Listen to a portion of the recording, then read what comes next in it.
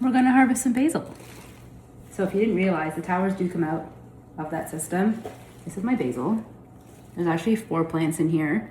And we're gonna do a couple things today. So we're gonna obviously harvest the leaves, and we're gonna deadhead the flowers that are starting to come in that shouldn't be, but they are. So because I also have fruiting crops in there, I've been using a fruiting nutrient blend, which is causing my basil to flower, which it shouldn't be. So we're just gonna chop off all the heads of that, and then the leaves, of course. So while we harvest, I'm just gonna tell you some things about myself. I don't think I introduced myself yet, so I'm Kat.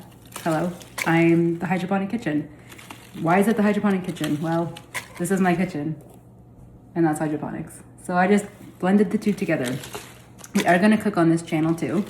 Obviously we're just growing stuff for now, but we're gonna cook as well. I work at ZipGrow, which is why I know everything about this system. So if you do have questions about any system that ZipGrow has, feel free to ask.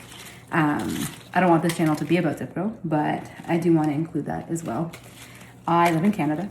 It is very cold here, which is why a system like this is great, because we're able to grow whatever we want year round and not have to worry about the climate outside. I love to cook. I'm Italian. I think there is a sixth love language, and it is Italians making food for other people. That is our love language, sharing food, making food together, all that stuff. I think it's so important. I love doing it. So I also learned to cook when I was probably in high school. I started making soups, pasta, kind of the basic stuff. I went to college, obviously had to cook. So I've really grown up being around the kitchen, and I think that's probably the most important thing for how to learn how to cook, is to just be around cooking. I know a lot of people are afraid to start learning how to cook. Rightfully so. You don't want to mess up. You don't want to waste ingredients. People also don't know what to cook. I totally get that.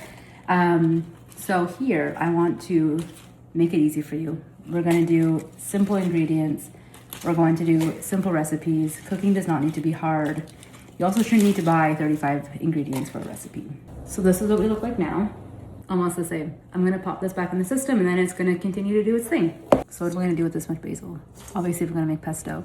Come back next time and I'll show you guys how to make the most delicious pesto with only 4 or 5 ingredients that can stay in your fridge for up to a month. Okay, bye.